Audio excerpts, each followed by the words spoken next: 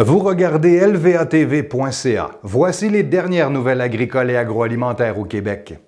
Contrairement à l'information circulant dans les médias depuis le mardi 1er mai au matin, Laurent Lessard est toujours en réflexion.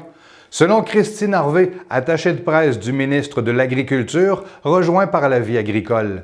Les rumeurs se sont intensifiées après la publication d'informations selon lesquelles le ministre de l'Environnement, David Hortel, annoncerait la fin de son règne politique. Officiellement, déjà 3 ministres ont annoncé qu'ils ne seront pas des prochaines élections le 1er octobre. Stéphanie Vallée, Jean-Marc Fournier et Martin Coiteux ont annoncé leur départ à la fin du présent mandat.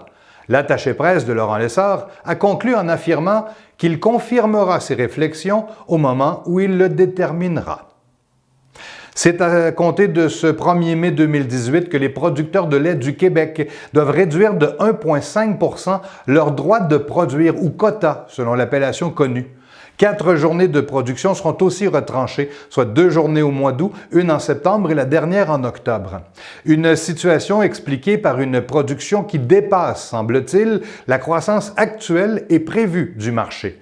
Les stocks canadiens de beurre atteignaient à la fin mars plus de 37 000 tonnes. Cela au moment même où des producteurs mettent en ligne des photos de ce beurre de France, nommé Président. Les questions à ce sujet se posent déjà. Les producteurs laitiers, eux, subissent souvent en silence, mais pas toujours. Nous sommes allés rencontrer Martin Scott tout près de Saint-Hyacinthe et Pierre Boulay près de Montmagny au sujet de cette baisse de quotas annoncée la semaine dernière. L'explication, il y a toujours un petit extrait, une petite phrase qui explique la baisse. Qui est à la tête du GO5, les P5? C'est M. Yvon Boucher.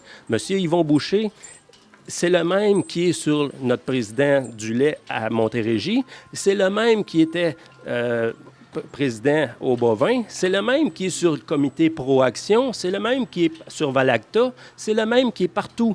Peut-être qu'il y en a trop, parce qu'une semaine, un mois, 45 jours avant, milieu janvier, ici à Saint-Thomas, pour la tournée d'information du lait, ils disaient « Faites du lait, les stocks de beurre, on est bas. » Un mois et demi après, non, on coupe. Je voudrais bien être capable de te répondre exactement. Pour moi, c'est sûr que c'est dur à comprendre pour bien du monde. Là. Écoute, c'est quoi qui explique ça? Exactement, toi. Est-ce que le lait diafiltré est de retour au Canada?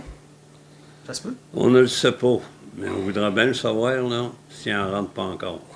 Cette année, le 27 mars dernier, Mme Tessier nous donnait un graphique des 5 dernières années d'importation de lait diafiltré, ce que ça représente par agropur. Je vais y aller. Il y a 5 ans, c'était 24 millions. Je vous sors des chiffres approximatifs. Je peux me tromper de... Bien, pas beaucoup. J'ai l'image du graphique. 24 millions par année d'importation de lait diafiltré. La deuxième, c'est 38 millions.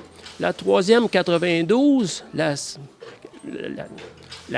deuxième année, 95. Et cette année, qui était de 2017, 33 ou 38 millions. Il y a eu un moratoire, pourtant, Agropur s'était engagé à ne plus importer le lait. Bien, c'est ce que je croyais. M. Riendeau l'avait dit à une réunion comme ça, M. Riendeau. Et là, le graphique nous démontre qu'il y a encore beaucoup d'importation de lait diafiltré.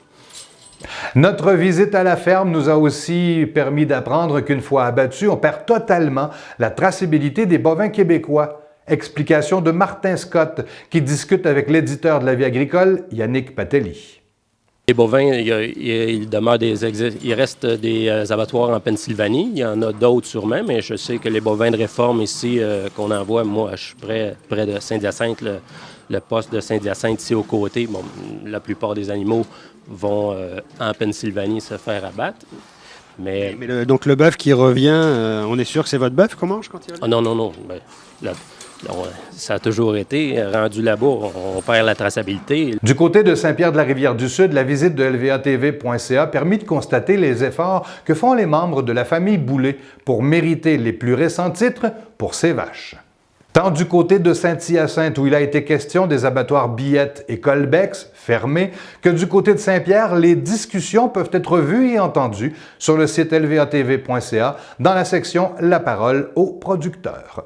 Depuis notre fondation en 1956, il nous importe de mettre des produits et des services en nutrition animale à la disposition de la ferme familiale afin qu'elle puisse être compétitive. Belle-Île Solutions Nutrition. Après tout, on nourrit ce que vous mangez. Pangea est un modèle intéressant, selon le ministère de l'Agriculture, des Pêcheries et de l'Alimentation, qui a rendu public il y a quelques jours une analyse faite en collaboration avec la financière agricole. Parmi les conclusions de cette analyse, il est impossible d'affirmer que la présence de Pangea dans une région a un effet direct sur la hausse de la valeur des terres, écrit-on. C'est une décision importante. À la fin de l'année, 3 pesticides néonicotinoïdes seront totalement interdits pour les cultures en plein air dans l'Union européenne. Il s'agit d'une victoire historique pour les apiculteurs et les défenseurs de la biodiversité qui dénoncent depuis près de 20 ans leurs effets néfastes sur les abeilles. Une victoire de justesse, puisque seulement 16 pays européens sur 28, soit tout juste la majorité qualifiée nécessaire, ont voté en faveur de la proposition de la Commission européenne. En vertu de cette nouvelle réglementation, les 3 molécules commercialisées par les géants de l'agrochimie Bayer et Syngenta ne pourront plus être utilisées qu'en serre, en milieu fermé, loin des insectes pollinisateurs, de préciser le journal Le Monde. Enfin, à Saint-Bruno-de-Montarville, l'inauguration ce jeudi 3 mai d'une bâtisse dernier cri pour les compagnies Maximus et Innovarum. Innovarum a d'ailleurs été rebaptisé l'année dernière Maximus Software. En résumé, il s'agit d'un nom pour identifier le contrôleur Maximus et le logiciel Maximus Software. Ce contrôleur combine des équipements de surveillance et d'automatisation des tâches avec les toutes dernières technologies numériques mobiles pour contribuer au bien-être des animaux. C'est ce qui complète ce bulletin de nouvelles agricoles et agroalimentaires. À la prochaine!